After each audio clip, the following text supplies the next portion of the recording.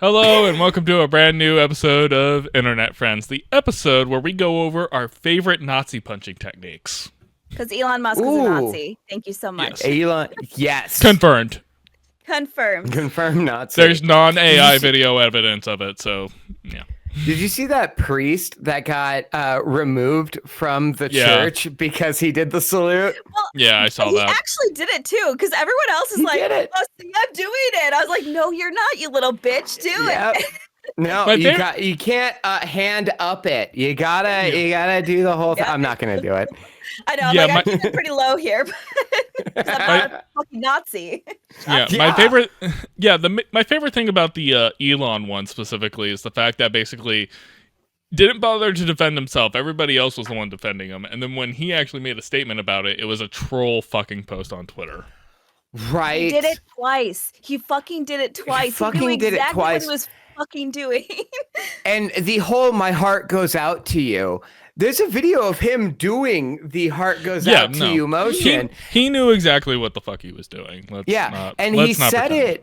He said it after he did it as like an, oh shit, I gotta have plausible deniability here. Yep. It was so quick too. He was so quick with it as well. So I was like, oh yeah, you were just like, oh whoops. Yeah. I do appreciate the litmus test that it has done on social media of basically how people reacted to it, to be like, okay, who am I blocking and who am I not blocking from here on out? Like, that's appreciated at least. Also, the whole autistic angle, which is, I'm like, no, fuck you. I'm like, we're all neurodivergent here. I was saying, I'm like, I've never accidentally done a Nazi salute. Like, it's never fucking happened. So, fuck exactly. Off, all the way. Yeah. Not to mention, I've never accidentally committed a hate crime because of my autism. Weirdly enough. not to mention, like, I know I have German descent. Seth, I think you have some German descent on here. Brie, I don't know, like. Yeah, like, so we all have German descent, and we're all equally just like, yeah, no, fuck that shit. Yeah, no, that was fucked up. Like, I will say, ein Berliner and all that, but fuck that shit. I will say I've been appreciating, like, a lot of the punk rock scene kind of, like, having a resurgence from all this stuff going on, but so that's been good, and we'll talk about a little bit about that later in the show. But yeah, so my preferred punching technique is my 12-gauge shotgun, but you know. I was just about to say with a knife and pull out my knife, but you did better. I have the Benchmade here ready to go. I got the fixed blade ready to go. Definitely don't have too many knives in my house. Yeah, I have a lot of really heavy crystals, so it's unassuming, so people won't know. You like more of the blunt force, which I respect. By the way, absolute respect. Good hammering technique. Blunt force is a great way. Mm-hmm. But yeah, I prefer the knife. Just efficient. I do want to get a taser. Actually, they have these really cute tasers that are shaped like. You don't have a taser? No, just because Emily has a pink one literally sitting in the bathroom on the charger right now. Here's the thing. I used to have pepper spray, and that thing got accidentally triggered so many times, and I was like, I'm going to myself with a taser. I'm going to accidentally kill myself somehow. But I think I'm going to get one. Yeah, the biggest problem with pepper spray is that, and then also the fact that like it does like deteriorate over time. So like if you don't end up using it, which hopefully you don't have to, but. I used it mostly on myself on accident, so not very useful. Yeah, exactly. I sprayed it on my eggs because I wanted that taste. You needed that flavor. You had to feel something. Yeah, I gotta feel something. Ugh. I find it very weird that Seth is the one twirling the knife when I have like probably objectively more knives than he does. Oh, you absolutely have more knives. I planned a bit where I was gonna be like using all of my knives, but I only had 4 of them, and I'm like, 4 isn't funny. Like, I can pull out my cigar box that's sitting in my bedroom next to the desk that has all of my folding knives in it. Nice. In my defense, also, I used to. You learned this working in kitchens. You work in enough kitchens, you learn how to do shit like this. Honestly, like if you know anybody who has worked as a line cook, they know like better knife technique than just about 90% of the population. Oh yeah. It's scary fuckers sometimes. Oh yeah, people who should not be around sharp objects end up working in kitchens. Oh, absolutely they do. And they throw them a lot into the dish pit. So did they go with like the straight throw, or do they try to get the right amount of spin on it? It depends on the day. Sometimes they're feeling fancy. I would always try to put the spin on it and get a little bit of fancy with it before, stabbing it into the cutting board. That's always fun. Yeah. Oh, that's the wrong side. Bree's just like, I don't have nearly as many star projects except for the pins in the background. Yeah. I could probably poke somebody pretty severely with those. Hey, as long as you hit a main artery, that's all you need. That's true. That's true. I'm pretty scrappy. I think I'll be okay. So you are. You're like a squirrel. You move fast. 100%. Yes. No. Yeah. Regardless, we're all ready for World War III/Civil War II, whichever like one we're labeling this as. I don't want to fight in a war.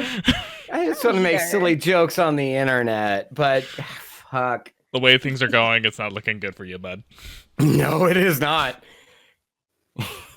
Not for any of us, really. At least we're all in blue states, so like we have like moderate okay chances.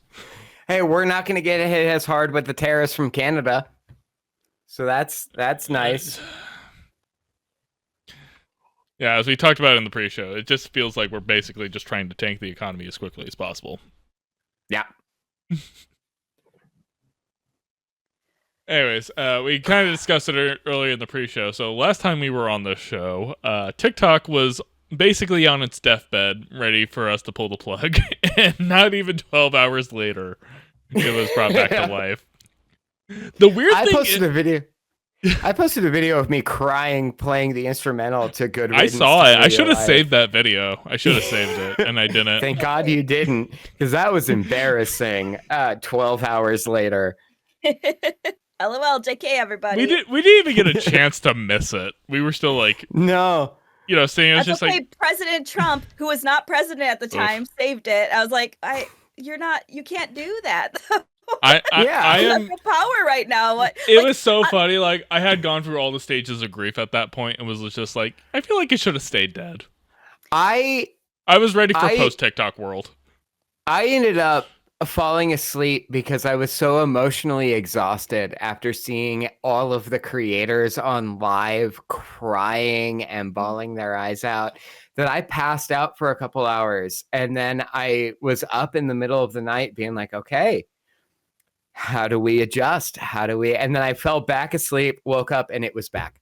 Yep, those kind of my experience.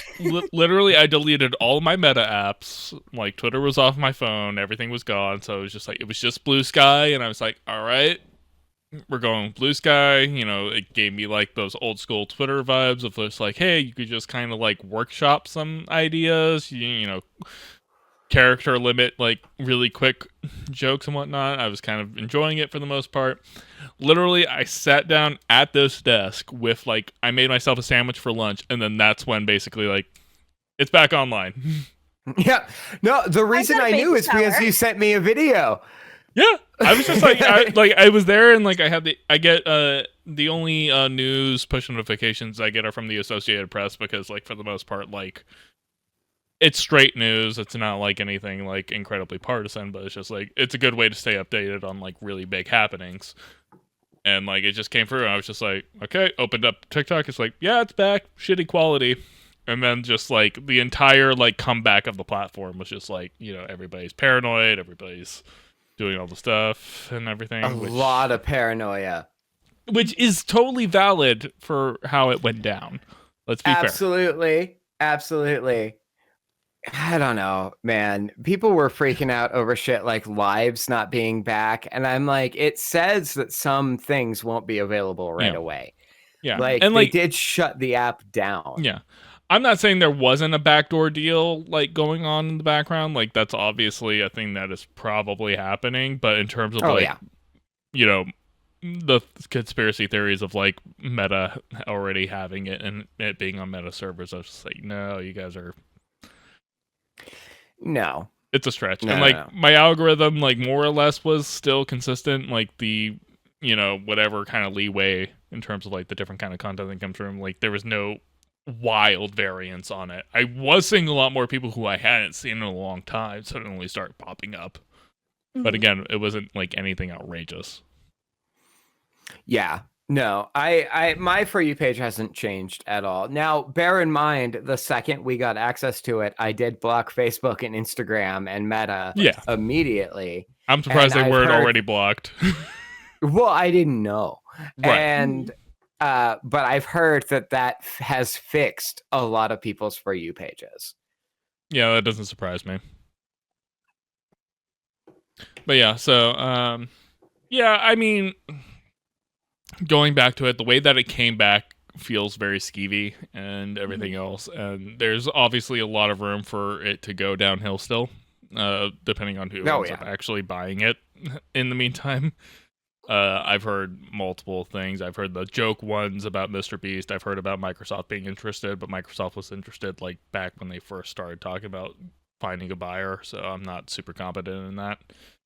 Granted, if anybody is going to buy it and not doing anything with it, it's going to be Microsoft, because that's just what they do. It's just buy shit and not doing anything with it. Yeah. That's true. Yeah. We'll talk about it soon, I'm sure. We're going to get into the Xbox announcements. Yeah. But regardless, yeah, the fact that TikTok came back from the dead, I'm just like, I was ready for it to stay dead at the time it was. I personally was not. I have invested a lot into this app. But I absolutely agree that we cannot stay there. If the intention is to protest, if the intention is to organize, it's only going to get worse, and we have to find another place. I still love it while it's here. It's been a wonderful place, but yeah, I am prepared to eventually move somewhere else. Brie, how are you feeling? It's important to stay on while it's here, because I feel like, and I think Seth, you made a really good video about this, but because I feel like so many of my, especially white friends, were posting like, I just deleted my TikTok and I'm never going on there again. I was like, friends, I hear what you're saying. And yeah, the app's probably going to go downhill at some point, but it is still the best place to get current information, to actually hear the voices of people that we need to hear right now, because Instagram and everything else fucking shadow bans the fuck out of that. I get all of my good information about the boycotts and things like that on TikTok. So I'm like, while we have it, we need to interact with those posts. We need to interact with those creators so that we have that information. So I think that's really important distinction to make with all of this.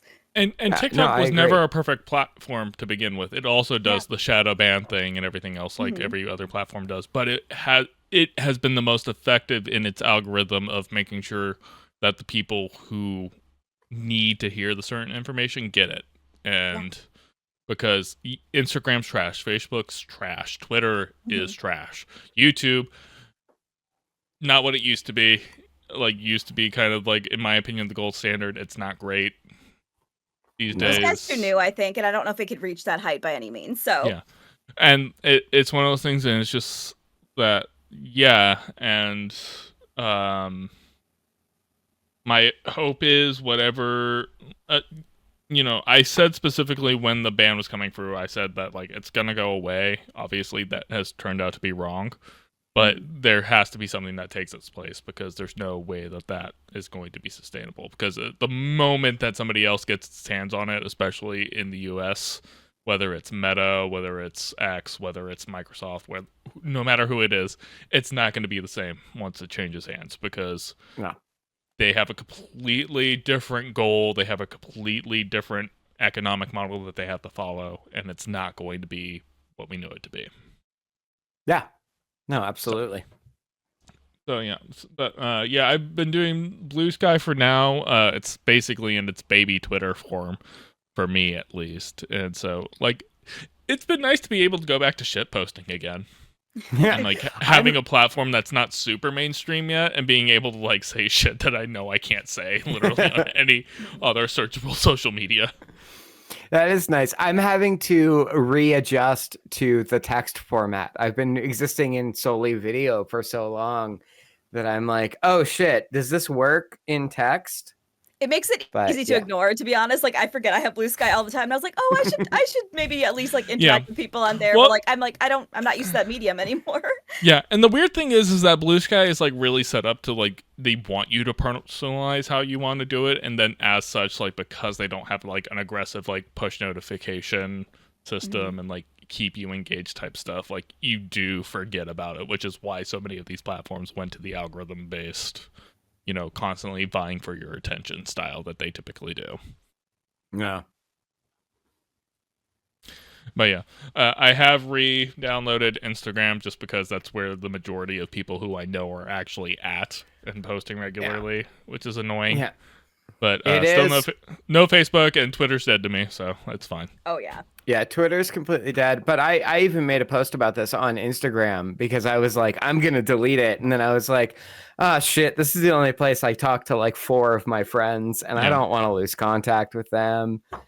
Yeah. All right. And like you talked about too, like the only place I talk to you, Seth, outside of this podcast is TikTok for the most part. Exactly. Yeah. I wish there was something better for Instagram because I'm just like, I would love for there to be something, but I'm like, I was about to say, because that's interact with where my you students more or and less stuff, so- live. Yeah. Yeah. Let's go back to Flickr. Oh God! Flickr. I actually got notifications from Flickr a while back. I got like a notification from somebody who was like doing a story about Comic-Cons, and they found some of my old con photos and were like asking permission to use them for a story they were writing. I was just like, I took these photos 9 years ago. Yeah. But sure, I guess if you want to use them. That's wild. See, I Remember remember Daily Booth. I don't know if any of you were on Daily Booth. Daily I was on Daily Booth. I was about to say, anybody remember Photo Bucket? Yes! Photo Bucket. Oh my God. Maybe we should all just reinstall MySpace. I've thought about it several times. Have you? I'm pretty sure I deleted my original MySpace, but I'm pretty sure my artist account is still out there somewhere. From like when I was like 16. The last time I looked at, because I don't have the login for it anymore, last time I looked at my MySpace account was my freshman year of college, which was now like... Wow. Which at this point now is like 13 years ago. Oh man. It's a while. Wasn't there like a moment where like I think all MySpace's servers got deleted and they lost all the photos? Oh, I hope so. To which I I'm just really like, hope so. To which I was just like, stay dead, stay dead. Yeah. Don't get up. For all our Do not. For I don't need everyone's those sake, pictures stay, resurfacing. just stay dead. Yeah. So did you hear that Tom? Maybe this was a joke account that I saw this from, but Tom and the creators of MySpace are suing Facebook for stealing some of their ideas. Yeah, I saw that. I think that is a joke account because if they were going to sue them, they should have sued them a long time ago. That's true. Tom was the GOAT, by the way. Tom was there when no one else was. Here's the thing. I honestly think that like the MySpace experience was maybe peak social media in my mind. I honestly don't even remember how MySpace functioned. I remember the top friends. I remember the bulletin board. I think the difference between MySpace and how social media works now, especially with Facebook, which is obviously the one-to-one comparison because they were competitors at one point, is that MySpace was very more personalized to your actual socials. Like, it was people you actually knew. And all the outside stuff more or less like kind of was it was there, but it wasn't like the forefront of the social media platform. I think Facebook just ended up being more refined for a short period of time while MySpace died. And then Facebook became what it became. That's fair. So deep in my memory banks, I just can't even. I was like, I don't know. I was so young when those websites came out. I mean, right? Hey, set up your profile how you want. HTML, do all that stuff. You can we have whatever. A lot more creative those days. We really did. It was great for musicians, especially because people like got to put on a profile song and basically got to share their favorite music, and people got to discover music through the platform. It was good. It was a good vibe. It was just I don't know what Facebook did that got everybody onto it back in the day. It was the majority of my friends had it, and all of them had migrated to Facebook. And I was like, fine, I guess I'll go over there. But like the thing is, it's like I don't know what the thing was. Like, what was the hook of Facebook? Farmville, Mafia. Oh God, yeah, they did have that. Is it? Yeah, like the gamification. Because I'm like, I did play a lot of fucking games on Facebook. So did I. Which is weird because who does that anymore? The IMing was better on Facebook than it was on MySpace. That is true. Yeah. Huh. I think the chat services and this, because I remember we had to come up with weird solutions for MySpace back in the day. I think like we actually created a weird like HTML plugin for like a AIM chatbot to be on somebody's profile, and we could go to somebody's profile and like have like a live chat on the profile itself. Yeah, because I do remember that like just chatting was very difficult on MySpace. Yeah, because so much of it was like commenting on posts, commenting on your wall. Yeah, but that was just novel back in the day. That was a new concept for the most part. It was, social media was new. We were coming off of Friendster, which I never had, but other people did. Yep. It was also super segmented too, right? So like back in the day, and this is the time I was nostalgic for social media. Now I hate all social media for the most part. But like Instagram was just pictures. It was pictures, put a filter on it, like a little like blurb underneath. Twitter was where you basically just shit posted and just like thought dumped your internal thoughts out there. MySpace, Facebook was where like you just kept up with friends and family. YouTube's where you watched, your cat videos and your goofs, and like everything basically stayed in its lane, and then basically everybody started copycatting. Yeah. Simpler time, truly. I mean, the only reason I made an Instagram was because Instagram's connection to Twitter was better than TwitPic at the time. Yeah, it was so good. And it used to be so good because you would just post on Instagram and it would be on Twitter. Yep, it would automatically share to Twitter, and that was so nice, and not having to go through, because TwitPic sucked. Oh, it was horrible. Yeah, we're old. We are so old. Did y'all play Neopets, or was that before your time? I played Neopets. No, we all played Neopets. I played Neopets with Aaron. Yes, I remember that. That was back in the Hangout days. We all started a new Neopets profile. That's peak internet for me. I'm just like, that was like I still fuck with Neopets occasionally. It's just, I love it. It's insane to me that all this stuff was happening, and like World of Warcraft was like popping up for a lot of my friends, and I never played World of Warcraft. Yeah. I started downloading World of Warcraft, and then I was like, no, I can't. I can't do Smart this move. to myself. I played it for a long time, so once you start, you cannot stop until you're like, wait a second, I've been doing the same quest. I was about to say, isn't your partner now? like currently like chest deep into the WoW game right now? We've gotten to the point where he has to communicate with me ahead of time that he's about to play WoW, so that I know that I'm going to be ignored for the next couple hours. So it's just fine. I'm sorry, babe. I can't do our weekly Discord call. I have to go collect 20 bear asses for this quest. I don't know how WoW works. It's basically the most foreign concept to me. So if I say anything offensive to the WoW community, just know I don't respect you anyways. If I say anything offensive, fuck you. If I say anything offensive, it's because it was intentional. Standing on business. I appreciate that. Look, there's people who, if I offend intentionally, it's because they deserve to be offended. If I offend somebody accidentally, I will apologize.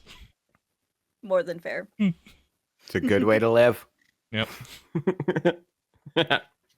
Anyway, speaking of video games from a long time ago, our homework assignment, which was assigned by me, which semi was assigned by Seth, because Seth seems to be the most excited to talk about it, was the Portal franchise, Portal 1 and Portal 2. I love those games so much.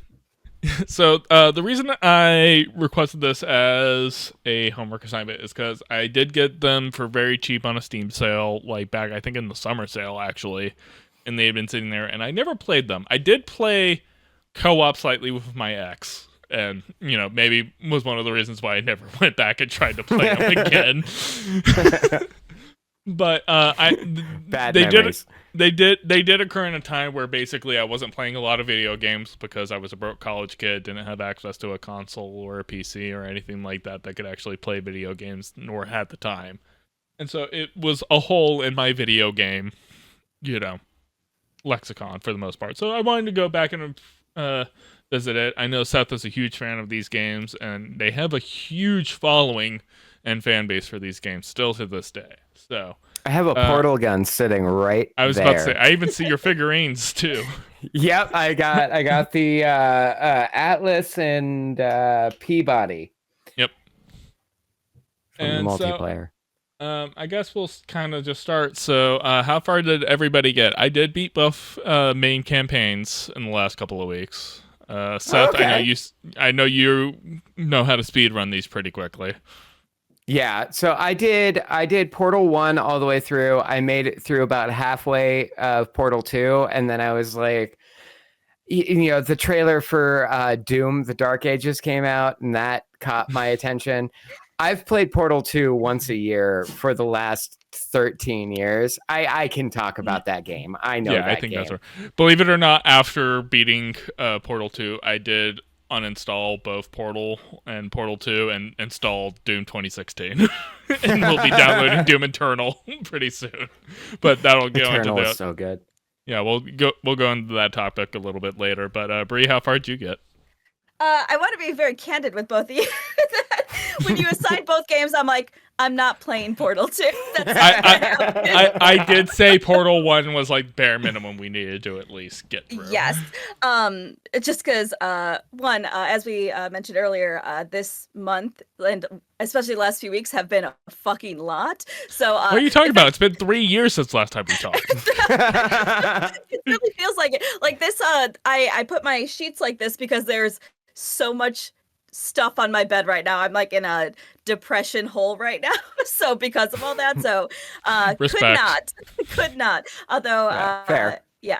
I did the best I could. I did play, and I did not beat the first game. And I want to mention the reason I did not is because this game made me very motion sick, and I could not play it for long stints of time. So I really wanted to, and I'm just gonna say right off the bat, I think this game is brilliant. I think it is so much fun. I think it is such an interesting puzzle game, and I will say I'm so grateful that I played this now, because I think if I either played it when it came out and or like maybe even a couple of years ago, I think I would not have appreciated it as much as I do now, because I'm more exposed to puzzle games, and I do not have like a puzzly mind at all. It's taken me a while to kind of get the cadence of how puzzle games work, and honestly, because of Game Birds, now I'm a little more accustomed to it and like how to think like puzzle games do. So yeah, I think it's super, super fun. I had a good time with it. I'm definitely gonna beat it. I needed to take breaks. So yeah, I do agree with you, because I also am somebody who is not super like. We did Breath of the Wild back in the day, and there's puzzle elements to like all Zelda games, especially Breath of the Wild. But like they're spaced out in such a way, like you have the exploration element, you have like the combat element, and you have like the puzzle element, and like you can basically stretch out the puzzles and everything. Having a game that is straight just puzzle after puzzle after puzzle after puzzle, especially in Portal 2, I definitely got to a point of exhaustion where I was just like, I can't keep playing. I need to take breaks. That's fair. Well, and also, Bree, speaking to the motion sickness, that's something I found that they fixed in the second game. It is not as disorienting in the second game. That's good to know. I would agree with that. I would say, even though I feel like I had more enjoyment playing Portal 1, Portal 2 has a lot of quality of a life and like improvements that make the game more forgiving. I definitely found, especially when you're like trying to do the segments where like you're trying to like jump and like get momentum and then portal through to like get to other sides.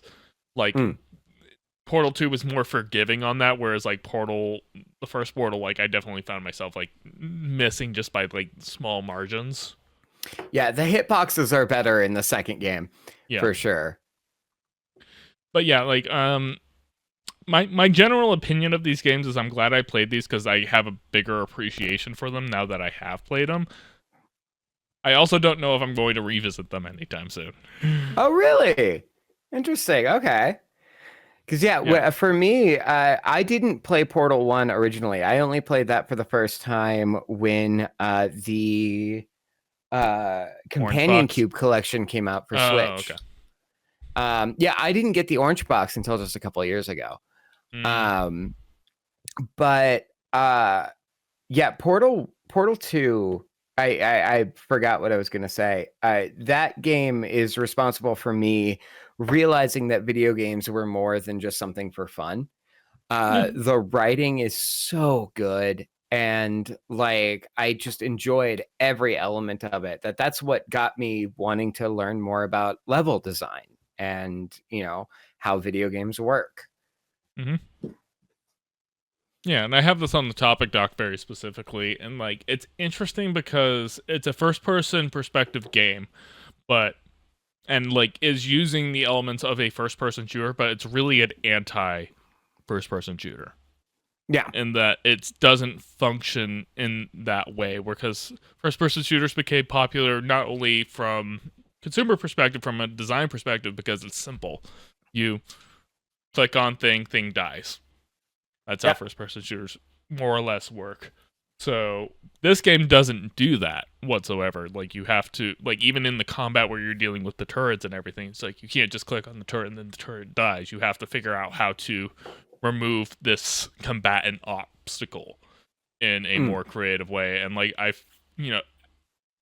and it's just very refreshing in how you kind of approach that, but by still using the basic mechanics of a first-person shooter. Yeah. Brie, how far did you get into the game? I don't know exactly. Here's the thing. I will say I was progressing a little slower because I did have to use a walkthrough once because I was like, I don't know what to do here. Yeah. And I'm a little upset because it was one of those things where I was like, oh, I just needed to like turn around and there was a wall that was slightly angled. Okay, that's fine. There was maybe one time in Portal 1 that I had to like look up a guide. In Portal 2, I had to look up a guide like 3-4 times. I played for like a solid like 3 hours. So I don't know exactly how far I got, to be honest with you, because again they had to be in kind of chunks of time. So but yeah, I would say I think I'm like maybe halfway through the first one. Okay, have you escaped the test chambers, or are you still within the test chambers? I think I'm still within them, maybe. Oh, okay. All right. No, that checks out.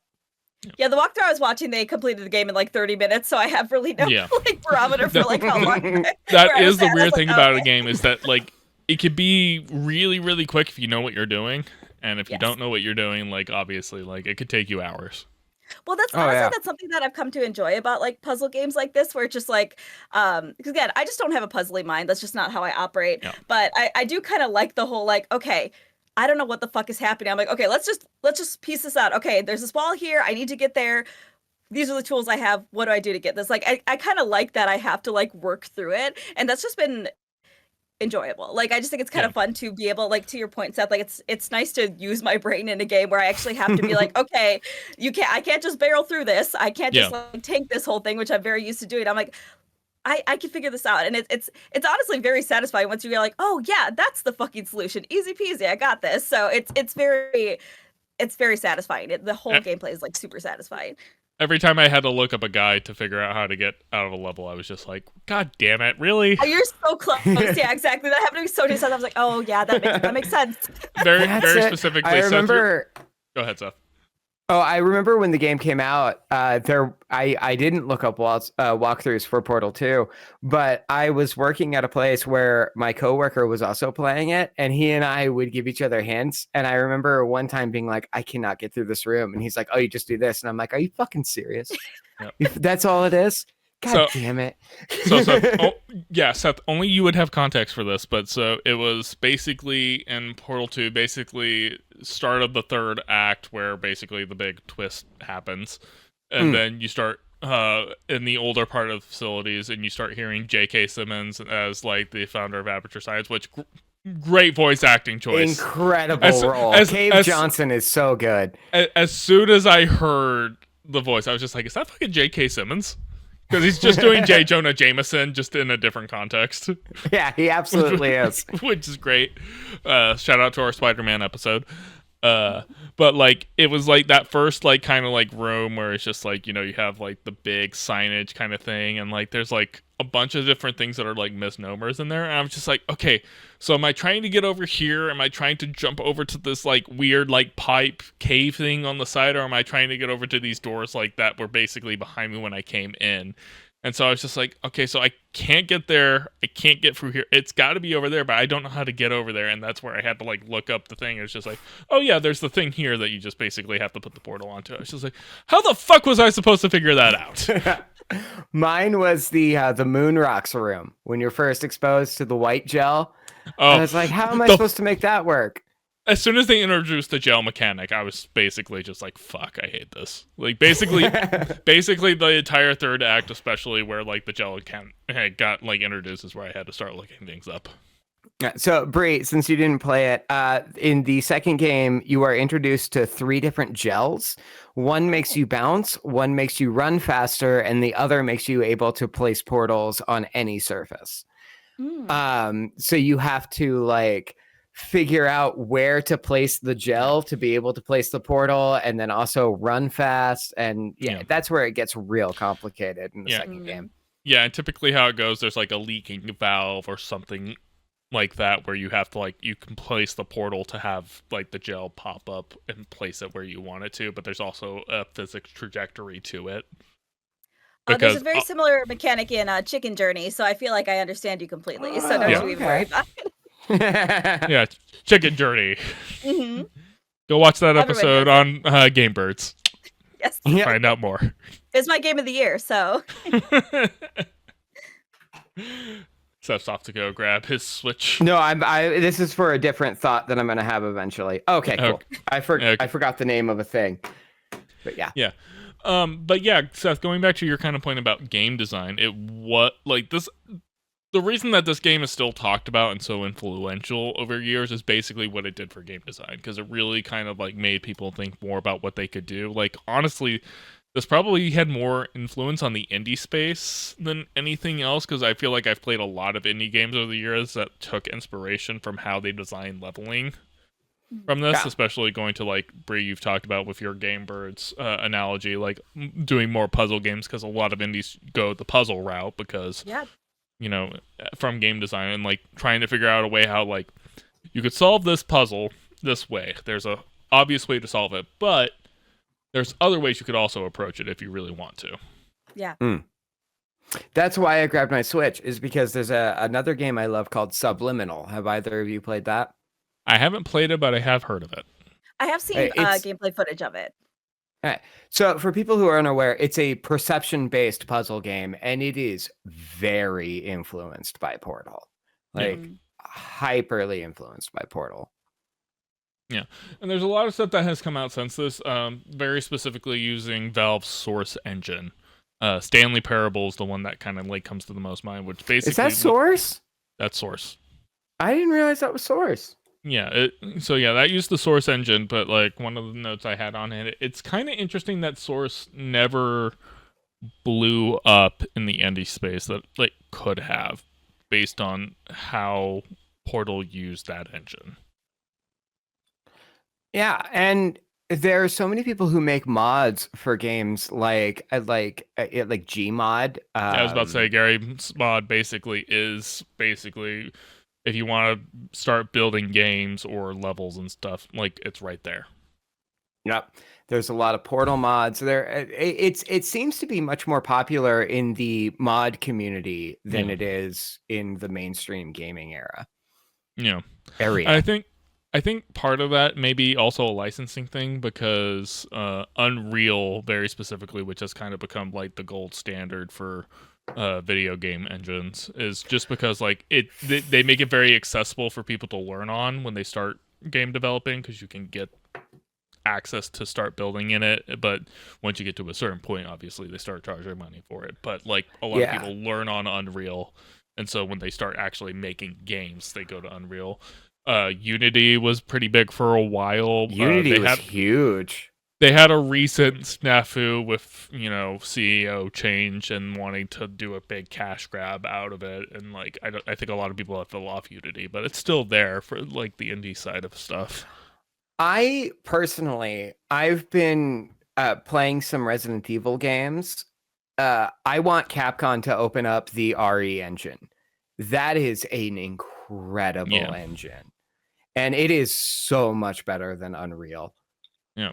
Konami's Fox engine that Metal Gear runs on is super impressive when you look at what they're able to do with it. But again, like it's kind of stuck with Konami specifically. That's interesting because I didn't realize that they had the Fox engine. Because Silent Hill 2 was done in Unreal 5. Right. And that's a Capcom game. Yep. And then or not Capcom, Konami. Sorry. Yeah. Yeah, and then Halo is going to be moving over to Unreal pretty soon because they had their own proprietary engine for a while. So they're changing over to their Unreal pretty soon. That makes sense, with how accessible Unreal is. Yep. So, yeah, just very interesting how like such a easily moddable and I feel like has interesting goings on from a physics perspective that Source never really took off, especially with how influential this game has been. Yeah. Well, this and Half-Life. Yeah. Like Half-Life 2 runs off the same engine. Well, that's because they never bothered to make a Half-Life 3. That's true. Motherfuckers. I just want to know what happens to Gordon and my video game wife, Alex. I need to know where her story ends up. I actually never played Half-Life, believe it or not. I've only played 2, and it's great. It's really great. But you have to kind of put yourself in the mindset of 2005. Yeah. No, I was looking at Half-Life on Steam for a hot second after finishing the playthrough, just being like, should I play it? Like, I think it's like $5 now on Steam. Shit, that's affordable. Like all the like add-ons and stuff like start adding up, and there's like packages in with like a bunch of other like Source games that you can buy. But still, like, I think the most expensive package is like $40, which still isn't bad for like everything that you're getting. Yeah. But it would just basically make my Steam library bigger than it already is. Anyways, going back to kind of the conversation. So we talked a little bit about the Source engine. We talked about specifically about its influence on game design. How did you guys kind of feel about the story, Brie? I know you haven't gotten super deep into like how the story is going, but like, have you gotten a glimpse of like kind of like where it's going? Not really. I'm gonna be again very candid with you. I found the music, like the background noise, to be very irritating. So I had the volume almost all the way off. I also don't really like the robot voice that talks to you all the time, so I had it muted for a lot of it. That's such a great reveal. When she turns and is suddenly evil, it's such a good reveal. I'm sure it is. I'm sure it was 25 years ago when the game came out. So for the next episode, I'm going to put a sound changer on my mic to sound just like Gladys the entire time. Yeah. And that's the episode I actually quit. So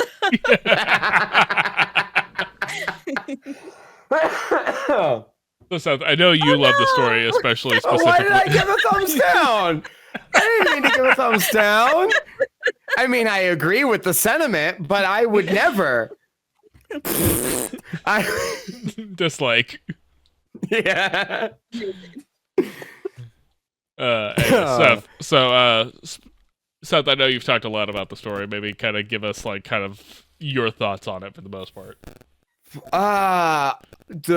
First off, the story in Portal 1 is very lacking. And I think that was intentional.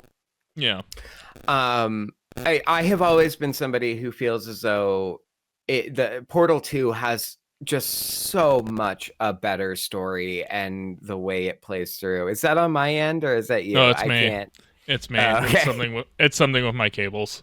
This is what happens when you buy cheap XLR cables on Amazon. Everybody, they suck. Just so everyone knows. Fair enough. Fuck you, Jeff Bezos. But yeah, I think because ultimately the portal of the story of Portal 1 The portal of story. yeah, is just you're escaping this robot who you think is just like guiding you through the chambers, but is actually actively trying to kill you the entire time. The story of Portal 2 delves so much more into the history of aperture science. Cave Johnson is a huge proponent of that. You get to learn about GLaDOS, where she came from, her motivations to being an evil robot. And it's Portal 2 is really funny. It's a very funny game, the way it's written. And Portal 1, I think, is much more serious in tone.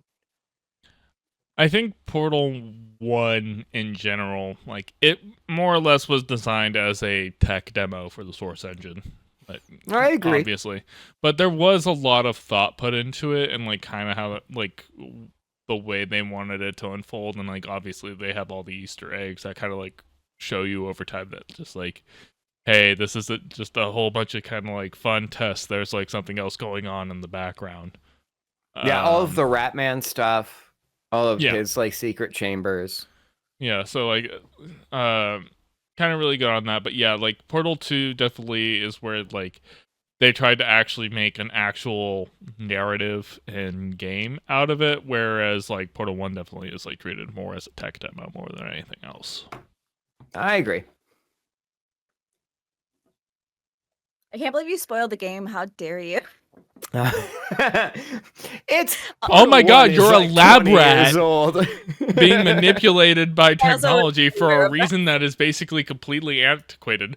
Basically, the bad guy is capitalism. Shocker to it's everybody always involved. capitalism. It turns out. Yeah, The bad guy is always either the Catholic Church or capitalism, one of the two. They're kind of pretty intertwined, to be honest. So. Did I send you the TikTok of the guy talking about like the Catholic Church in movies versus Catholic Church in real life? I don't think so, but by all means. I know I sent I it to didn't see Seth. that. It's the dude who cute videos. it's the dude who does like the history thing. It's just like Catholic Church is like, oh, big ominous, and like I know I sent, maybe it was the Roman Empire version that I sent you, Seth. Oh, maybe, yeah. Yeah, he did a Catholic Church one, Oh, okay. which was also very similar. Yeah. I was You just sent like, me raccoon videos. I think you just sent me like cute animal videos, which I love. we've established that the only thing you want to see from me are cute animals, so that's basically all I send you anymore. Is just That's Pokemon. all I want to see from anybody. To be honest, everything honestly, it's like honestly, I could send every time I Brie see a cute raccoon animals. video. Every time I see a raccoon video, I'm like, I should send this to Brie, but she's probably already seen it. Probably. And then I I probably don't. haven't. Yeah, so I send. My feed. Yeah, so I send Brie cute animals and Pokemon. I send Seth 9/11 jokes and trauma and Creed apparently too. Yeah, Creed has become a thing recently. How are we all friends? We are such different creatures. That's actually a thing. Brie, you and I are like so aligned on so many things, but just not at all on so many other things. It's so funny. I'm like, I feel like in so many ways we are like the exact same fucking person. And then there's like these like huge deviant. Like I'm like, I don't think 9/11 jokes are funny at all. And it's like my least favorite kind of meme lord humor. So. It's like a weird rock paper scissors thing that we all do. It's like there's places where me and Seth align, and then there's places where me and Seth are just like, all right, too far, bud. And same thing with you and me, Brie. Like it's just like things where you and me align, and then there's some things just like Brie would not appreciate this. Are you saying you don't enjoy horizontal rotiender fish? Are you saying you don't enjoy my German brain rot memes that I sent to you? Crazy, so weird. Seth, you know I love you. But I feel like we need to talk. Honestly, though, the stuff your wife sends me is way weirder than anything I send to you. I can't tell. So me and Emily do a TikTok roundup at the end of the night where we're like, we don't watch the things we send each other throughout the day. It's basically right before bed. We just go through our like chat to each other and just go through all of the memes that we sent each other throughout the day. There are several times where there are things just like, did you send this to Seth? Like we have to ask the We have to ask the question. Like, did the you send this pocket to full Seth? of peanut butter. Yeah. The ice dispenser dispensing beans. But yeah, like, see, that was the one where I was just like, I need you to get off the internet. The brain rot's getting a little too strong right now, guys. We need to go touch grass. But no, like, yeah, I think, like, especially with Brie, like, anytime, like, I do, like, the cabin trip stuff where I was hunting, I was just like, can't show any of this stuff to Brie. Please don't. Brie would not approve of anything I did on this trip. No, certainly not. But that elk was delicious. Oh, I still have about a pound of deer meat sitting in the freezer that I'm making burgers with tonight. Ooh, nom I love deer so much. They're like one of my favorite. I love woodland creatures so much. So, and I've Here's seen the thing. many. Nice. I love most animals for the most part. Deer are so fucking stupid that I don't feel guilty. That's how I feel about horses. And they're I get it. They're overpopulated. Like they need to be hunted. So I'm like, I understand that portion of it. Yeah. There's that part of it, but it is also they are literally the stupidest animal. Have you met a chicken? No, chicken are assholes. I love chickens. Chickens choose violence. My grandma keeps chickens, and they are just vicious creatures. Yeah. I can't wait to own some someday. That's my like goal. That's how I'll know I've like made it, that I get chickens, because I know they are like so sassy, so like they're kind of like cats. Like they're just like sort of assholes, and I like, love that about them. Here's the problem with owning chickens, Brie. You have to protect them from raccoons. Yeah, and actually, they smell.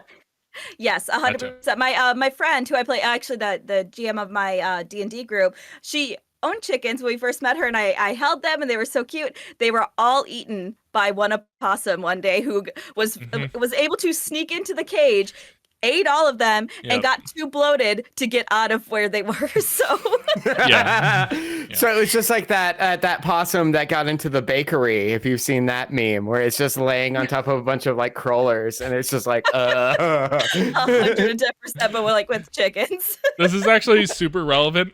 So I had my first session 0 for the Pathfinder campaign that I'm going to be doing. So I got to meet all my party and everything else for the first time. So it's me and Emily, and then DM's one of her friends from high school, and then like a bunch of his friends are also in the party. And so, session 0 is the feeling out, kind of getting everything acquainted. So there's one person in the party who is... So I'm a ranger, and this is the other person who's also a ranger, but they're playing a Leshy, which is basically a plant person who loves animals and wants to, like, doesn't want to hurt animals. It's just like, so wait, you're a ranger and you don't want to, like, do hunting type stuff? Okay, so like I range for plants. Yeah, well, they're also only a month old, so like they are the chaos goblin of the campaign already. Like we established that very early. It's just like, okay, you're going to be the annoying chaotic party member who I'm basically going to try to get killed right away. But like it is one of those dynamics where I'm just like, I don't think you understand how this is going to work. But basically, everybody who has participated in the campaign, their knowledge of D&D and like tabletop RPGs is basically just playing Baldur's Gate. So it's just like, okay, so we're all at least on the same page here. Yeah, there we go. Yeah, amazing. Yeah. So how did we get on this tangent? How did we get on this tangent? I don't know where I am right now. A quick tangent. When I was a teenager, I used to go to LAN parties with some friends, and one of the guys was super into hunting, and he would always have elk and deer when we would have LAN parties. So I associate those meats with playing Xbox. So if that's a segue, use it. It is a segue. Well, speaking of Xbox, Xbox. Microsoft announced their slate for games in the early quarter of 2025, and they actually have some pretty interesting titles coming out, and it's actually pretty exciting because they actually now have a roadmap for games, which they haven't really done for a while, considering the fact that they've bought up a ton of studios, closed down a ton of studios, and basically have totally leaned into basically not giving a shit about selling consoles and just being Game Pass. True. They really have. Go ahead. The one thing I noticed is that multiple of those games that are coming to Xbox are also coming to PC and PlayStation. Yep, and because they have basically taken the stance of like, we don't give a shit as long as you're playing the game. Yeah. Whether you're playing it on Game Pass or if you paid $60 for it. Just give South us that of Midnight money. looks so cool. I hope that turns out well. Yeah, no, I agree, but included on the list is the new Ninja Gaiden, which I know there's a lot of hype for. Basically, the Ninja Gaiden franchise was basically Dark Souls before Dark Souls was a thing. Yeah. I've only ever played the Sega Genesis one, so I don't know. Yeah, they're known for being super difficult. They're very like difficult, like timing based action games. So like, you know, Dark Souls, like you said. Yeah, basically Dark Souls before Dark Souls was the thing. So a lot of people are excited about that. An interesting one is South of Midnight, which is already kind of getting like people talking about being prepared for the shitty people online who complain about frame rates because that comment section is terrible. Let me tell you.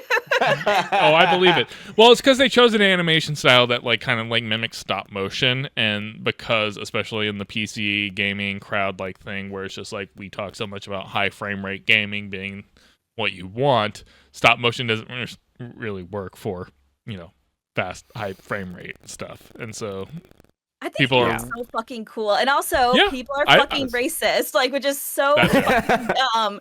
Oh my god! It's also it's a woman of color as the main protagonist, so therefore it must be a horrible game. Hey, they're calling Doom the Dark Ages woke because it has difficulty sliders. They'll have a fucking field day with a woman of color being the lead. Oh yeah. Again, don't check that comment section. It was, I don't know why I bother reading comments. I was like, oh, are people excited about this game? It looks pretty fucking cool. Like, this is such a cool like setting. This is such a cool mythology to go through. Like, this is very interesting. And yeah, people are just like, women. I'm just like, no. I don't want women in my games. Yeah. No, I definitely think if you're going into it like understanding what they're going for with the art style, I don't think the gameplay is going to suffer all that much, especially since it's designed to be that way. Like, it's not like it's a first-person competitive shooter. It's a linear, like, story-based game. So, like, it going along with the animation style, I don't think it's going to be that big of a deal. And yeah, if you have a problem with the fact that a black woman's a protagonist, I'm sorry, you're a racist, sexist piece of shit. Suck all of our dicks. Thank you so much. Yes. Yes. Official stance of the show. Yes. Suck all our dicks. And Brie's got the biggest one, so you're gonna have to choke you know. on it. Can confirm. Like I haven't seen. Not on air. Remember, kids, stay strapped. Keep it to the DMs. Pre-show only. Pre-show content Stay strapped only. Is so fucking good.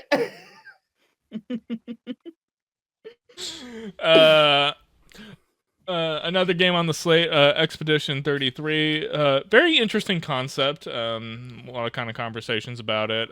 It's getting a lot of comparison to like Final Fantasy kind of type vibes to it, especially in how they're expressing the story. It looks interesting, yeah. I don't quite get it. There's a lot of different elements in there, lots of different stylistic meshing together. So I'm interested. Kind of like Final Fantasy. For sure. Definitely like Final Fantasy, yeah. But yeah, interesting concept. Very interesting how they try to kind of pull that off. And then the game that I know Seth is the most hyped for is Doom the Dark Ages, because Doom. Yeah. I fucking love Doom. Such a great franchise. So I did talk about earlier in the show how, like, after Portal, like, again, I called it the anti-first person shooter because, like, you can't just, like, point and click and get rid of the obstacle. You have to be creative about it. First thing I did was download Doom because I was just like, I need something where I'm just shooting demons. Yeah. Right, just blowing them up, just shooting. It's like, just give me a shotgun and let me kill demons. Let's go. That's much more 2016. Doom Eternal has like a weak point element where you can kind of approach every arena like a puzzle because you're like, what enemies do I need to take out first? What's the best way to take out those enemies? Whereas, 2016 is just shoot it till it's dead. And that's what Doom is. Yeah. But no, this one looks interesting, and specifically, they're going to have like more of a melee focus kind of to it because again, they're Seems like it. yeah, that's kind of what they're talking about. Where this is like they talked about how like Doom 2016 was like run and gun, like you said. Doom Eternal was more like jump and puzzle kind of based. This one's more or less like stand your ground, like almost playing like a tank, more or less. So I think that's very interesting on how they're approaching it. A lot of talks about how like it's not going to have Mick G on the audio score of it. He got fucked over with Eternal, and like, I don't blame him for not coming back. Yeah, so like a lot of people were talking about, I was like, man, music just doesn't quite hit like it did for Eternal in 2016. So God, but I love those soundtracks. Mick Gordon, the GOAT. He's so good. Oh yeah, no. If anybody, just go look at the Doom Eternal like OSTs. Like, great. You put it on your workout playlist or any time. Like, whenever you have to like have a bad case of road rage. Like, great soundtrack for that. Like, especially if you have like a long highway track and you just need something to keep you awake. Gets the adrenaline going. Yeah, for sure. But yeah, so I'm excited that like Xbox is like now getting into a flow of actually publishing games and not just trying to get by on selling you guys hardware that you don't want or just selling a Game Pass subscription. There's actual games coming out now. They've more or less abandoned trying to sell consoles at this point. They're definitely trying to kind of just sell the software side of it. Like they're more or less moving into just a publisher role, kind of like Sega and Rare did back in the day. Do we think that will be the last Xbox console? I do. That's a great question. I think they might go the route of what Steam tried to do, where they tried to make Steam machines, but they're going to be like lower cost, devices. But I think they're definitely going to try and get like Xbox, especially xCloud type services onto like TVs and stuff, and basically have it kind of be more like that, or like even have Xbox be like a certification on computer, like this will run Xbox games at whatever spec whenever they sell it. I think that's gonna be where they go, because one, Xbox and Sony both have only ever sold consoles at a loss. They've made their profits off of software sales, so I think that's kind of the direction they're going. That makes sense. Sense. I know a lot of people still constantly talk about like, it's just like, oh, Xbox doesn't sell nearly as much as Sony. It's just like, I don't think they're playing that game anymore. So the comparison just doesn't make sense. Yeah. Switch 2 though. Hey, Switch 2 is going to be a thing. It's basically the same thing you already have. Yeah. But bigger. You don't know where it is. You won't know where that is either, because I don't know where my Switch is right now. It's amazing. Mine's right here just because I grabbed it earlier, but I haven't touched this thing in months, dude. Yup. Not since we did Breath of the Wild. Yeah. Yeah, it's amazing how much hype there is for the Switch 2, despite the fact that like there's no selling point for the Switch 2 at this point. Yeah. Like they haven't announced any games that are going to be exclusive to it, which is always like bread and butter for selling a console, is like exclusives. Mm-hmm. They more or less have just advertised it. It's like it's a bigger, more powerful Switch, which is just like, okay, yeah, I will appreciate the extra horsepower for trying to play Breath of the Wild and Tears of the Kingdom. But how much of it hardware difference? Because quite frankly, Nintendo has never given a shit about hardware power. True. Not since the SNES. And also, it's like, oh, it's a portable PlayStation 4 is what I keep hearing. And I'm like, but the Steam Deck is a portable modern PC. And I straight up have like almost bought a Steam Deck multiple times. I bet. It's a good beat of hardware. I drunk bought a Steam Deck and canceled the order like in the middle of the night after I ordered it. Like money. That's how close I've gotten to buying a Steam Deck. Drunk purchases. Just that little moment of clarity in the middle of the night. It's just like, nope. I own Resident Evil 4 because of a drunk purchase. But regardless, it's like, yeah, there's more competition in the space when the Switch came out initially, because the handheld kind of console style thing wasn't really a thing. Steam Deck has changed that. The ROG Ally has basically entered the fray. A lot of other PC manufacturers make stuff off of that. Steam is going to have Steam OS coming out pretty soon. So even in the PC market, like that's going to blow up because like if I can build a gaming PC that's dedicated only for gaming and I don't have to have a Windows license, I can just have a Steam operating system on it and just have it straight up be for games. I'm like, yep, sign me up for that. All over that, yes. Yeah. I'm more than happy to not pay Microsoft again. Hey, I would even be in on that. I'm a lifelong console gamer, but yeah, Steam is great with my minimal experience with it, and yeah, I'd be on board. Yeah. The PC market's not looking great right now, to be completely honest. We just had new GPU announcements, and it sounds like they're charging a ton of money for not a lot of performance out of it.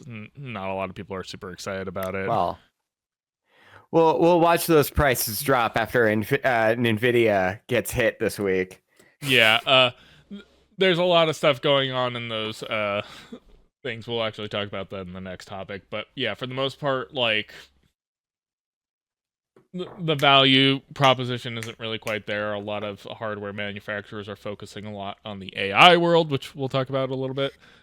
But yeah, the value is just not there at this point. Like, I wouldn't recommend somebody building a PC from scratch right now.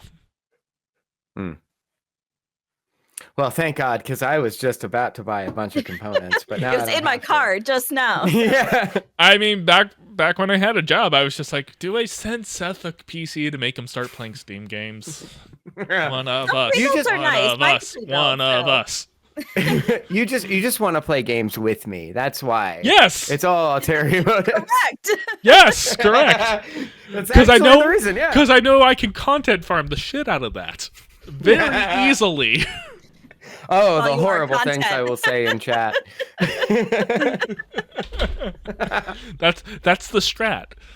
But yeah, no. Happy to see Xbox games. The path of gaming right now doesn't look super great. There's been a lot of layoffs and stuff. So, we've talked about some of those stuff ad nauseum. Of the CEOs, right? They're getting laid off. Those are the ones that? Yeah. The guys who don't do anything but get all those huge bonuses. Those guys are definitely getting kicked to the curb. Not the people who are actually doing the fucking work. Oh yeah. Pretty sure. It's we live in the best timeline. Yeah. The best. Regardless. Pay for indie games, go listen to Game Birds, and corporations aren't your friends. No. Are you going to play Untitled Goose Game at some point? Is that on your bracket? It's not, but I can definitely introduce it. It's a puzzle game as well. I wanted to play it with my partner, and he's like, I played it with somebody else. I was like, oh, okay. Oh. Are they prettier than me? Together. What do they do that I don't? I thought I was the silliest goose you knew. Tragic. I'm so sorry for bringing up such a bad memory. I'll cry after this. After this, it's fine. Now Brie will only ever think about how she's not silly enough of a goose. To satisfy her partner. Every woman's problem. I know. So relatable.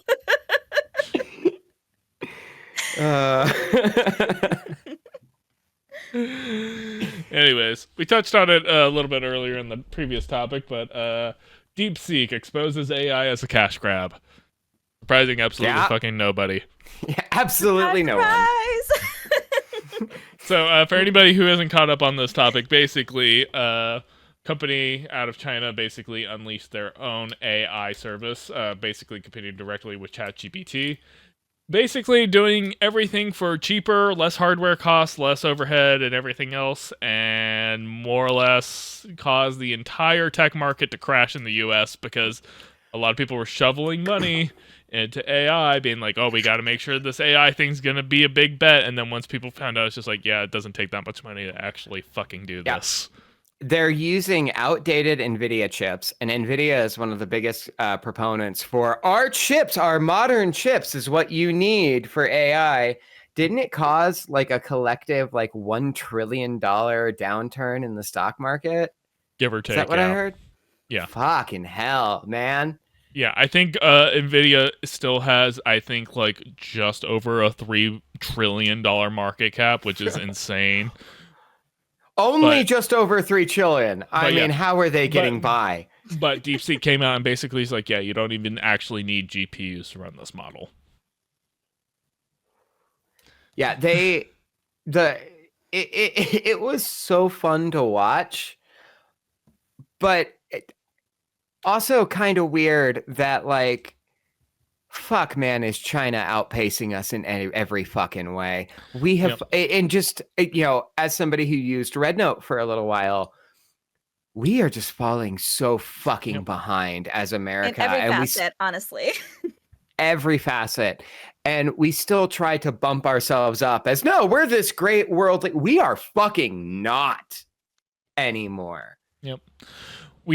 There's been a lot of talk specifically how the tech industry, but I think it's also how our economy basically works, is that we don't give a shit about efficiency. We basically just pour coals onto the fire, keep the train moving at any cost. Don't even bother to be like, hey, do we really need to do all this stuff? Does this these things need to be here? Do these CEOs really need to be getting these huge bonuses?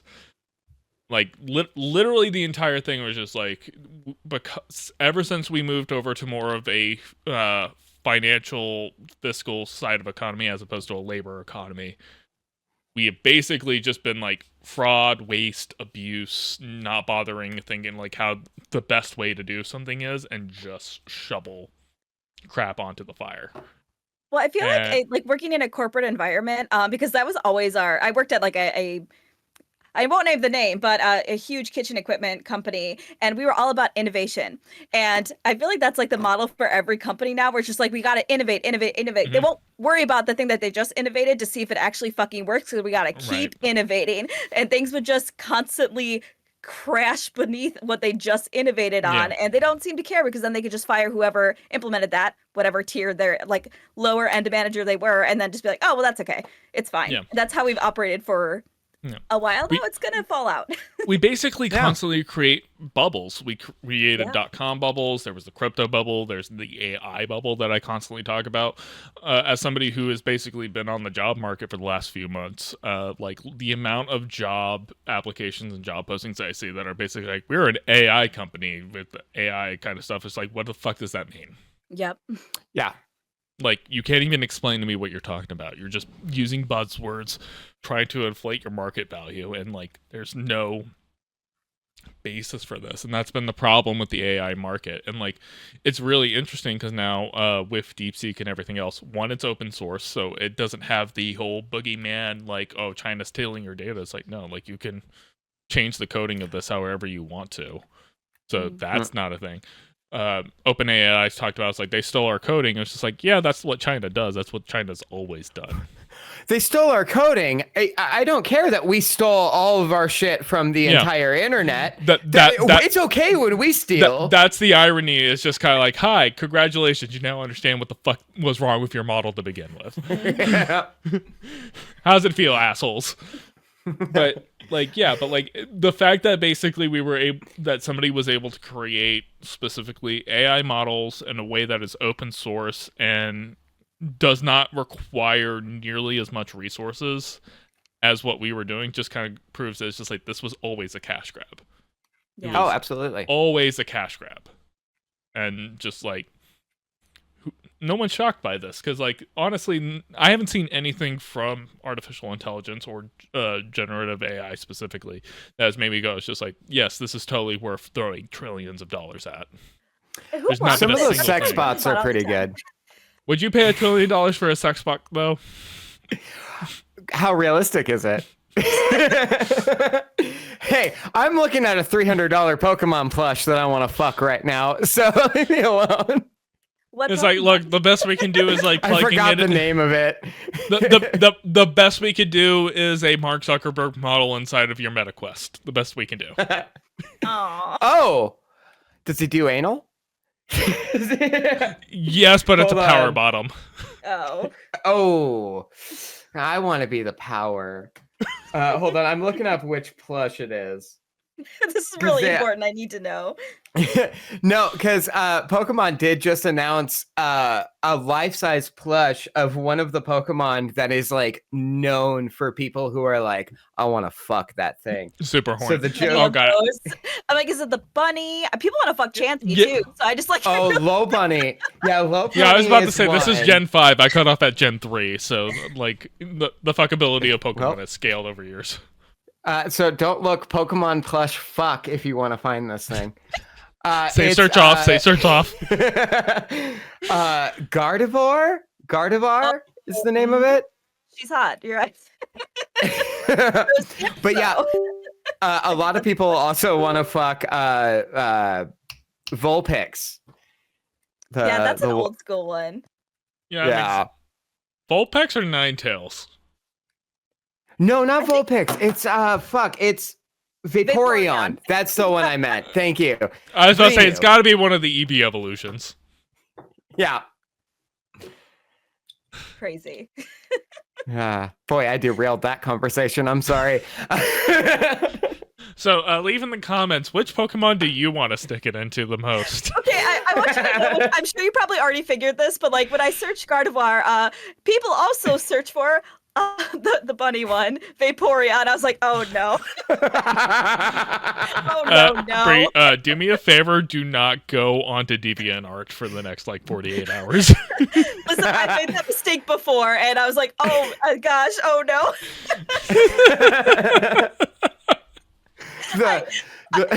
Innocent mind, I had no idea. The first shiny that I ever caught was a Lopunny. And I remember telling my friend, like, oh, I caught a shiny Lopunny. And he was like, dude, I don't think you should tell other people that. And I was like, why not? And he's like, just look it up. Trust me. just trust me. First shiny I ever caught was a Geodude in Gen 3. Not so fuckable. That's a good one. Yeah, no. For you. Hey, he's got those fists. Yep. Don't yuck my yum. Technically, the first shiny we all caught was Gyarados because that was a story element in second gen. Yeah, I don't feel like that counts because that's not technically a rare. That's a story beat. Yeah, I never thought it counted either, but people will get mad at us. Hey, good. Cybertrucks still suck. Oh, they're fucking awful. I've started cars. I was about to say, I've seen a lot less of them on the road ever since the Nazi salute. I still see way too many of them, and now I try to purposely just like make a disgusted face. I'm like, I want them to see me. I want them to see me looking at them. I saw one that had like the vinyl wrap on it, specifically promoting the dude's business, and the business was a bounce castle. So it's just like, so why do you need a Cybertruck for this? Oh. I'm a Nazi and a weirdo. All right. I mean, those kind of go hand in hand, I suppose. True. I was about to say, when was the last time you met a normal Nazi? Oh my god. It's not a story I can tell. And the answer is never. We'll save that for the show. He seemed so normal and totally okay, and just like no. And then he pulled out the laundry sheets. All right, no, I will tell this story. This was well over a decade ago. I was working with a woman. Her boyfriend dropped her off, and things were awkward between them. I had never met him before. Mm-hmm. I walk up. I'm like, hey, hi. I'm coworker or whatever. We introduce ourselves. We walk into work, and she's like, yeah, so I just found out this morning he's a neo-Nazi. And I'm like, you fucking what? And she's like, yeah, we live together. I don't know what to do. Like, I have to find a new lease and shit. And I'm like, yeah, you fucking gotta get the shit out of there. I was nice to him. What did you... well, this friend is not the brightest person. Okay. I was about to say, we all have a stupid friend. Like, fair. I love them to death. But yeah, this... Fuck. And I was like... You couldn't have told me that before I like shook his hand and was like, hey, nice to meet you. You couldn't have been like, no, just go inside. Just go. Yeah. Like, we'll talk later. It's just like, if I knew that, I would have grabbed his hand, pulled him in, and just like haymakered. Yeah. I was like, I would have punched him. He was in his car with the window down. He couldn't have done anything. And she's like, I know, just, and I'm like, you got to get out of that relationship. To any friends who are in a similar situation. He's dead now, by the way. Oh, thank God. Rightfully so. Yeah. Right. Rest in distress, my dude. Yeah. Yes. To anybody who is remotely in that situation, I am more than happy to offer my services as armed security while you get your shit out of that apartment, house, or wherever domicile that you need to move out of, because I am very pro punching and or other bodily harm toward Nazis. So Yes. Always. more than happy to do that. Also, bear in mind, this was 13, 14 years ago, so it's been a while Oof. since I was in that that place. Crazy. Maybe cut that. I don't know. Should we keep that in? Is that something we should keep? Bad. Honestly, of the things you've told, I don't think that's a bad one. Yeah. I think there's more incriminating things than that one. What was worse than that? I mean, I actually threatened actual violence, so like sure, you had to bleep a whole thing you said. Right. Yes, I did. Which I did, by the way. I do know how to censor myself. Good. I'm not going to censor Seth. That's his own problem. I'm never going to be employed again. It's fine. The way things are going right now. Yeah.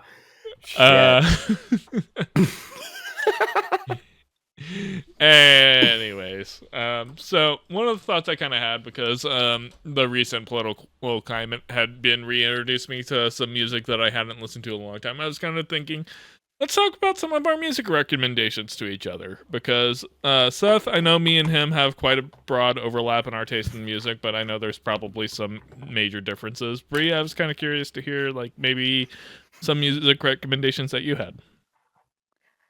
Gosh, this is tough. And I might have mentioned this previously, but I am not really an artist person. I am very much a single person. Like I like individual songs. That's fair. Except for Kanye, which we talked about on the last show. He is not on my playlist at all. As much as that pains me, because some of those songs are real fucking good. But there's other artists, thankfully. With the exception of like The Weeknd, I like quite a bit, but not all of his stuff. In fact, I'm not really digging his new album, which is a bummer. So I need to listen to it again. And then Les X, who has not released anything in a hot second, which is a bummer because It's been a minute, yeah. I adore him and I will forever adore him. I'm trying to think. Yeah, I'm like looking at my liked songs. They're all over the fucking place. I will say, which might shock some of you, I have a Luke Combs song on here, because every now and then, sometimes that shit hits right. Actually, and okay, listen, it's Where the Wild Things Are, which is a very, very fucking sad song. Sometimes I like sad music, and country music, especially from a storytelling perspective, is great. That's not where country music is in general right now, so this is like a small little outlier. It is the only country song I have on my playlist, but you don't got any Morgan Wallen on there? Weirdly enough, not. So, he's also not that good. Like, I so I don't know why people are mad about it. So, Sabrina Carpenter is super fucking fun. I finally get her, so that's been fun. Love Sabrina. She's so fucking good. You got some Charlie XCX on there? Unfortunately, I do not get Charlie XCX at all. So. I was about to say, I don't think Charlie XCX is Brie's vibe, if I'm gonna be completely honest. Here's the problem. I feel like I like her songs for like the first minute, and then they keep going. And I'm just like, oh, we could have... just a terrible thing to say, but I'm like, okay, this is a bop. I'm enjoying it. I was like, oh, okay, but this beat is just continuing. It's the Spider-Man 3 of music, of just like, we could have cut like 75% of this. I know. I feel like people say all the time that like music has gotten shorter and shorter. And I'm like, I wish her music would get shorter and shorter, because like there's good concepts there, there's good beats there that I like. But then I'm like, oh god, we're 2 minutes into the song. This song does not need to be 2 minutes long. So, yeah, I don't know. My shit's really all over the place. So, you definitely have way more contemporary stuff than I do. That's for sure. Oh, yeah, because notably, I had to teach a pole party yesterday, and they requested Pour Some Sugar on Me, and I was like, Oh my god, I can't think of a worse fucking request because that is so generic and I was stupid, and about I to hate say, that era really, of like, music so much. Ah. How do you both But feel about Chappell Roan? I think she's so fucking talented. I don't like all of her songs. I like the ones I like, I Agreed. love, but I feel like all the other ones, I'm just like, I could take it or leave it. They're not on my playlist. She's super talented, and I think she deserves all the success she has. But and I think she's a very important artist, especially in this day and age. And I'm glad she's so successful. But I like Pink Pony Club is a masterpiece. That is one of the best songs I've ever heard. Especially because I feel like that song, like people who don't like that kind of music, like that song. It is just like transcends the genre. And Good Luck Babe is also just like a classic. Like that's what like propelled her to success. I was Those about to are say like that one might be my favorite from I've heard, but like, yeah, in terms of like she's very obviously this was not made for me, so therefore like I don't have an opinion because this obviously was not music that was made for me in the first place. Yeah. Mm. It kind of was made for me, and I don't necessarily like. But I still like, yeah. Again, I'm super talented. It's just it's not for me. So I feel like I've heard. Hot to Go is great too, but that took a while to grow on me. So and all the other songs I've heard, I'm like, I'm sick of Hot to Go. That song has it been got so old very quickly. I overplayed for super me. get that. Yeah. At this point, overplayment will do that too. Just about any artist. Yeah. Kendrick Lamar, of course, had a banger year last year. His new album is so Bing, fucking bop, good. boom, bam. I'm looking forward to the 30 minutes of the Super Bowl halftime show that I'm going to watch and just I was ignore saying, the rest I of will it. actually watch the Super Bowl this year, and by that I mean just the halftime show because that's gonna fucking pop off. It's gonna be so good. He did mustard too, right? Oh my god, Yep. that is in my head rent free all the time. Look, I'm just great drop. I'm just looking forward to basically him calling Drake a pedophile in front of literally billions of people. The A minor in that huge stadium. Oh, nothing better. Yeah, broadcast literally to everybody around the globe. Just so good.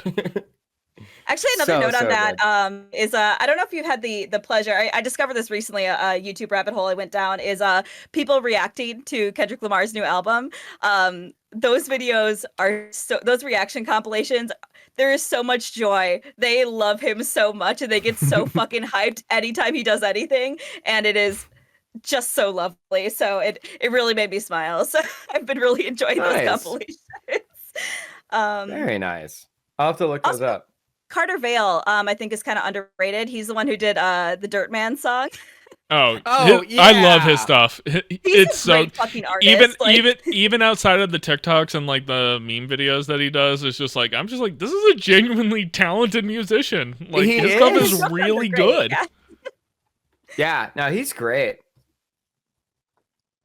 Okay, I'm glad other people know about him because I feel like people are like, oh yeah, I've heard that Dirt Man song. I was like, he actually is a great artist. Like, granted, his joke stuff is also really good, but like every time I get a video of his, the first thing I do is send it to Emily. It's the first thing I do every single time. Nice. No, Dirt Man. She's already annoyed with me. Ah. All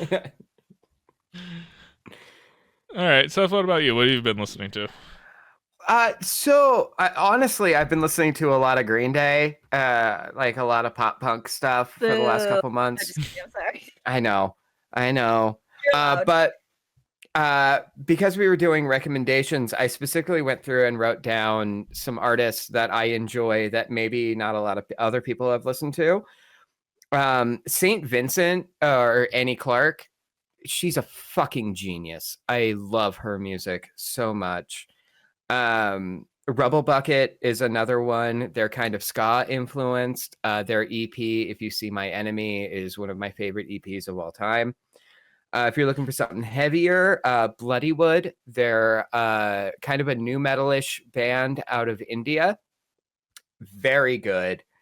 And then, stuff that I think both of you are familiar with, but like Protoman. Aaron, you and I went to a Protoman show together. Mm-hmm. Tom Waits is incredible. I love Tom Waits. Bad as Me a good solid one.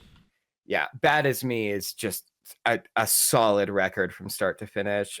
They Might Be Giants. Flood is so good.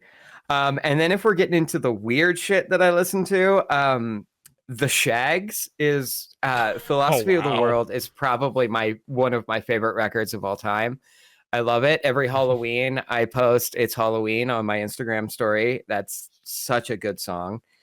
And then Ivo Papazov and his Bulgarian wedding band. He's a clarinetist out of, surprise, Bulgaria. And I love that shit. I love Ivo Papazov. And then, Strapping Young Lad, Frank Zappa. That's everyone I wrote down. Yeah, Frank Zappa's always a good choice. Always a good The time. Muffin Man is a great song. Yeah. I remember in high school you could take rock and roll history as a replacement for an English class, and so I remember we had an entire week on Frank Zappa. It was so fun. Oh, nice. That's awesome. Yeah. Yeah, more recent events had me kind of getting back to some of my like hardcore punk roots. So like I was just like I rediscovered the Dead Kennedys for like the 5th time. I was just like, oh nice. yeah, the Dead Kennedys are always great. I love this, and so I went down a post-hardcore kind of rabbit hole for a while. On the way home from the gym, we had the Circle Jerks on. That was a fun time. Bad Religion's always one. I saw them live like a few years ago. If you're going more the pop punk route, I still really love Alkaline Trio as kind of a good like pop punk, and they don't have any sexual assault allegations that I'm aware of. Please don't. Just please don't. That's don't always the problem with pop punk. Yeah. But yeah, they're from Chicago, so Brie, Chicago connection for you if you're interested in listening to Alkaline Trio. I'm familiar. I've never listened to them at all, though. So they're really good. Give them a shot. If you don't like it, it's fine. I'm not going to be offended. So yeah, I've been listening to a lot of that stuff. I've gotten kind of into like more of like looking into kind of like classic folk music. I think I started listening to some more Woody Guthrie recently, especially getting into This Machine Kills Fascist type vibes, all that type stuff. Just more or less getting back to more of kind of like my roots in music and like kind of the things that I appreciate a little bit more. Like again, like a lot of modern stuff just doesn't resonate for me very often, but every now and again you just find something that just has like a really kind of nice, like I appreciate like the production value and like you like the art of doing this, and like this is the thing that you like to do as opposed to just like I made a song for popularity's sake. Mm-hmm. This may be a hot take. Nickelback has some of the best production. Like their songs aren't great. Nickelback's production is incredible. Oh yeah, it's generic as hell, but their production is great. Yeah, their guitars sound so good. Yeah, and then I would be remiss to not mention Emily has been on a huge Baby No Money kick as of late. So there's been a lot of Baby No Money in this house. I've picked up on that from some of the memes you guys have sent me. She has a lot of it has to do with like a lot of the arcane memeing going on lately, but he's playing very heavily into it. I don't know if either of you guys have seen that, but I've seen some of it. Brie, have you watched Arcane season 2 yet? I have not. I've not been in the headspace for it. So, that might be why you haven't fallen down the rabbit hole. I can't get away from it. That's fair. But yeah, so that's been pretty fun. I'm like, he's just having a good time. It's white boy rap, but at least he knows who he is. Yeah. Which I don't mind white boy rap a lot of the time. Like I was very big in the Watsky back in the day and that kind of stuff. Like as long as there's like an understanding that like we know what we're about, son. If you don't put on a black scent, that's even better. So please don't do that. Yeah, don't do that. Don't Ariana Grande it and pretend for the love you're of God, different races. Iggy Azalea, yeah, exactly. Iggy did it too, didn't she? Fuck. 100%. At the risk of sounding like very pretentious, but I think you'll understand me on this. I'm like, I feel like because I am a dancer, I do listen to music very differently than I like did before I started dancing. Yeah. So that skews my music taste quite a bit because I'm like, A Yeah, couple other people I want to absolutely. mention super quick was Teodora, who's actually a Serbian artist that I discovered recently. Her stuff is super, super fun. And I hope I'm not pronouncing his name wrong, but I think it's Khalid. But he put out an album a couple months ago, and that's super, super good. But again, I love dancing to it because it's very like slow and vibey. And there's one more I want. Oh, Snow Wife. Snow Wife is chaotic, like stripper fun music, and she has a crazy range. The first song I heard from her, I thought there was 3 guest artists on it, but it was just her doing slightly different inflections. I was like, okay. And she also has a Wow. song called "Fuck," which is like, it's excellent because the chorus is just a choir like slowly saying "fuck" louder and louder, and it is just a really good vibe. I want to choreograph That's it so fun. I badly. like that. I'll have to listen to And that. Yep. she also has a song called American Horror Show, and if I ever do a show in Canada, I am definitely dancing to a song called American Horror Show. I just think would be an excellent vibe. So Yep. Yes. Well, my favorite musical artist actually is on the show. His name is Seth. And he actually sent me a intro song, actually. Oh shit, you got that. I remixed it because I'm not happy with that mix, so I'll send you the better one. Okay. Well, I got it. I really liked it. Now I have to think it's just like, okay, now how do I make this work as an intro? Like, I have the audio, now I need the visual. But yeah, by all means, send me the remix and everything else. And I'll figure out a way to get that to work. The problem is like we're not a super hyper visual show, obviously. Yeah. You know, so I'm trying to figure out like That's I don't want it to just be like a static frame of just and then going into the thing. I want to actually like have something to go along with it. I just need to figure out what I'm gonna do. okay. Yeah, I specifically made it as short as I could. No, I So liked that it it. I could be an loved it. intro. And I thought it was perfect. But obviously, you know, you and me both being on the artistic end of the spectrum were basically just like it's never gonna be good enough. Yeah. I hate everything I've ever made. Yep. Yeah. Same. Which is I why sat I don't back- have kids. I also have that kind of I do, autism and I vibe. hate them. Sorry? I also have that kind of autism. That's really rude.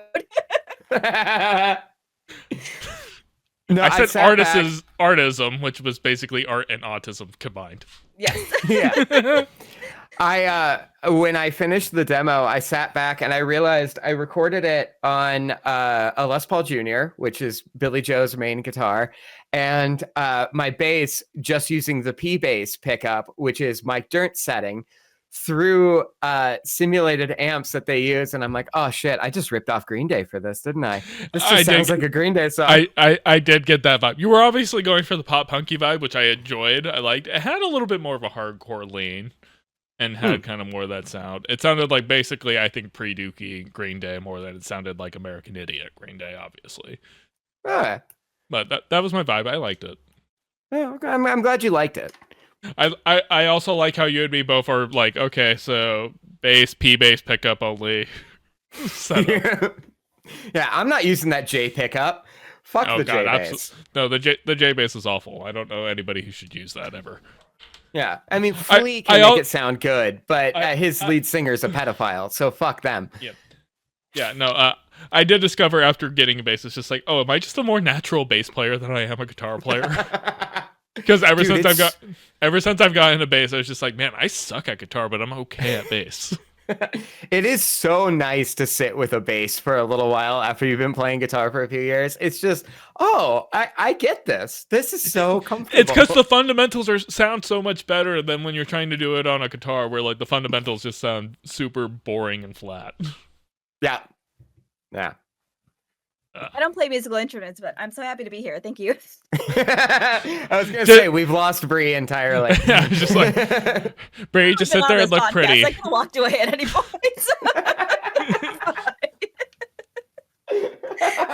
Brie's just a DEI hire. And unfortunately, we will be letting you go due to recent things. Restructuring, you know. Yeah. Yeah. Woof. Fuck Target, by the way, and I'm very sad about that. That was very hard for me because I fucking love Target, but fuck them. I do too, and yeah, that sucked. That's been the hardest I've had so far. I was about to say, I'm gonna have to look that up because I hadn't heard anything about Target. Oh yeah, they disbanded with their DEI policies Super quickly too. Like they were like, oh shocker. Yes, this isn't a federal requirement anymore. Peace. Yeah, Yeah. 100%. It's so funny because it feels like that the show we watched meme, Umbrella Academy, where Yeah. it's Elliot Page and the other actor seeing each other in cars. But it's my grandma boycotting Target because they said they were going to go to gender neutral bathrooms, and me Right. boycotting Target because they got rid of DEI. That is very, I'm very laughing, much boy, true. don't cry. So Yeah. But remember, that's what's causing plane crashes now is DEI, just so everyone knows. 100%. Yeah. Diversity. Yeah. I live under a couple airways. I hear helicopters and planes going all over me all the time, and this last week has been kind of scary. Yeah. I bet. Anyways. I keep hearing fire trucks go by, and I'm like, did one crash? What happened? who's to say? What a nightmare. Definitely been very active for first responders in the middle of the night in my area. That's for sure. I bet. Oh, God. Anyway, so that brings us close to the end of our show, which means we need to assign the next homework assignment, which is assigned by Brie. So, Brie, what are we doing next week? Okay, so I know I said I wanted us to like space out video games, but if y'all are down and if we can make this work, which I think we can, because I think this is on a couple different platforms, but I would love for us to play Unpacking because I think that's a very influential indie game. It is the reason Game Birds exists. I was about to say, that was the first show you guys did on Game Birds, wasn't it? Well, and it inspired the podcast as well because we talk about that game so much, like IRL, that I was like, I would love for you all to play it. And also, I'm happy to buy it because I know it's a little more on the expensive side for an indie game, but just let me know. But yeah, if you guys don't mind, I would love for you to play it. Yeah, absolutely. Yeah, it's on Switch and PS5, so I've got options. Perfect.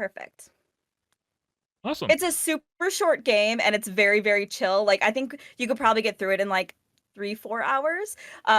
So Okay. it's but I'm excited to talk about it. Yeah. Oh, we can do that. Oh, sounds good to me. All right, so we'll do Unpacking for the next internet friends. Anyways, I am TCK Media Productions on most platforms. You can find that Seth23 on the Tiki of Talkies now that it's been brought back to life. Yes. I'm sorry for just so many things. And then, of course, we have the Raccoonaloon herself, who you can also find on her show, The Game Birds, that she does, talking about indie games. So if you want 100% more Brie and less Seth and Aaron, we totally understand. We get more it. Birds.